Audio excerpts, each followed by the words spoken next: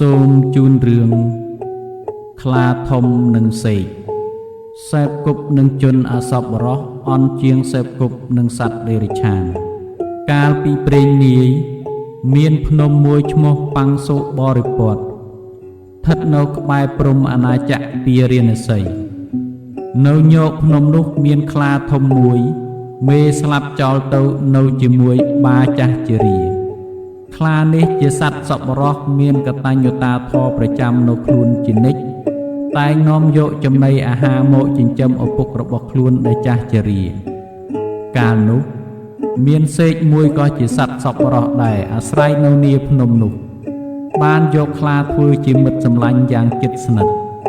សម័យខាងក្រោយមកមានបុរសម្នាក់នៅក្នុងបច្ចុប្បន្នជនបទជាមនុស្សអសប្បុរសឆ្លោះទាស់តែងប្តីប្រពន្ធលែងលះគ្នាឯមនុស្សអសប្បុរសនោះក៏ដើរស្ពីបង្វិចកាត់ភ្នំប៉ាំងសុបរិពតនោះសម្ដៅទៅក្រុងពារាណសីទៅដល់ជើងភ្នំជួបនឹងសេកធ្វើបដិសន្ធារៈសួរដំណឹងសពគ្រប់បានដឹងថានឹងឆ្លងកាត់ភ្នំទៅក្រុងពារាណសីក៏ប្រាប់ថាភ្នំនេះមានខ្លាសាហាវច្រើនណាស់អញ្ជើញទៅពុំបានទេក្រែងមានគ្រោះថ្នាក់អញ្ជើញវៀងតាមជើងភ្នំនេះទៅវិញបុរសនោះមិនព្រមឆ្លើយប្រាប់ថាខ្ញុំចង់ប្រញាប់ស៊ូដើរកាត់ទៅចុះសេកយល់អធិស្ឋានហើយក៏និយាយប្រាប់ថាបើដូច្នោះអញ្ជើញត្រង់ញោកភ្នំនេះទៅខ្ញុំមានពួកម៉ាក់សម្លាញ់ខ្លាធំមួយបើទៅជួយប្រាប់ថាអ្នកជាមិត្តភក្តិនឹងខ្ញុំនឹងឲ្យជូនដំណើរទៅក្រុងពារាណសីមើលសុខទុក្ខតាមផ្លូវឲ្យផងក្រែងសត្រូវមើលងាយមនុស្សអសប្បុរសឮដូច្នោះហើយមានសង្ឃឹមថានឹងធ្វើដំណើរកាត់ភ្នំនេះបានស្រួលហើយក៏រកអាហារស៊ីឲ្យមានកម្លាំងសេកក៏បានរកផ្លែឈើឲ្យបរិភោគមិនបរិភោគតែផ្លែឈើប៉ុណ្ណោះក៏យកដំបងវាសម្លាប់សេកនោះបោចអាំងស៊ីថែមទៀតលុះស៊ីហើយក៏ដើរសម្ដៅទៅរកកន្លែងខ្លាធំដែលសេកបានប្រាប់ខ្លាឃើញបានដឹងថាជាមិត្តសម្លាញ់នឹងសេកក៏រាក់ទាក់ឲ្យសំណាក់នៅមួយយប់សិនខ្លាធំក៏ចេញទៅរកចំណីអាហារមកជប់លៀងក្នុងពេលដែលខ្លាធំចេញទៅបរោះនោះនៅជាមួយខ្លាចាស់ជាឪពុកក៏និយាយប្រាប់ខ្លាចាស់នោះថាអំបាញ់មិញខ្ញុំសម្លាប់សេកមួយអាំងស៊ីឆ្ងាញ់ជាងសេកធម្មតាដែលចេះនិយាយយ៉ាងនេះ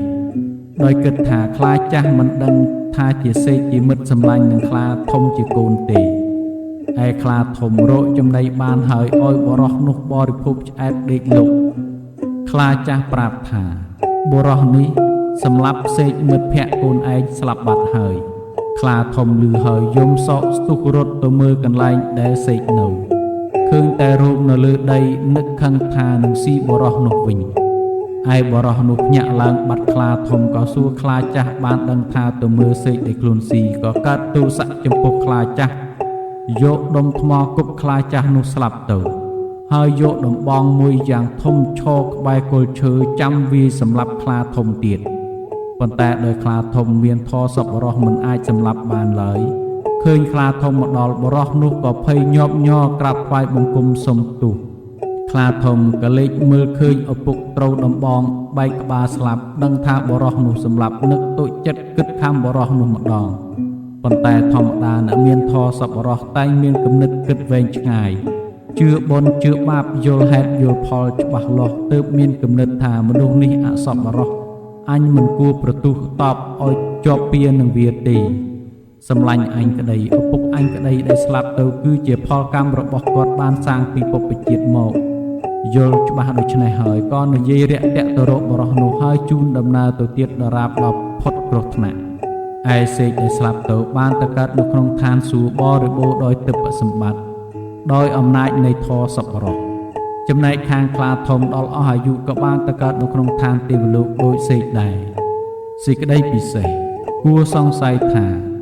ខ្លាចាប់តែសត្វស៊ីជាអាហារធ្វើបាណាតិបាតរាល់ពេលហេតុអ្វីក៏បានទៅកើតនៅក្នុងឋានសួគ៌ដែលទៅកើតនៅក្នុងឋានសួគ៌នោះមិនមែនអំពើបាណាតិបាតនាំទៅកើតទេគឺសប្បុរសធម៌ដែលមាននៅក្នុងសម័យដែលមិនគួរមាននោះទេនាំទៅកើតមិនចាំបាច់និយាយឡើយដល់ទៅខ្លាធំដែលមានធម៌សប្បុរសដល់ម្លោះសូម្បីគ្មានសោះក៏ដោយបើប្រសិនជាពេលជិតស្លាប់ ជីបជនចាប់បានកុសលធម៌ណាមួយហើយទៀងតែទៅឋានសួគ៌មិនខានដោយពុទ្ធភាសិតថាចិត្តទេបរិសុទ្ធភេសុគតੰបារិកੰខាចិត្តបរិសុទ្ធនឹងបានទៅកាន់សុគតិភពរឿងនេះចប់តែប៉ុណ្ណេះសូមអរគុណ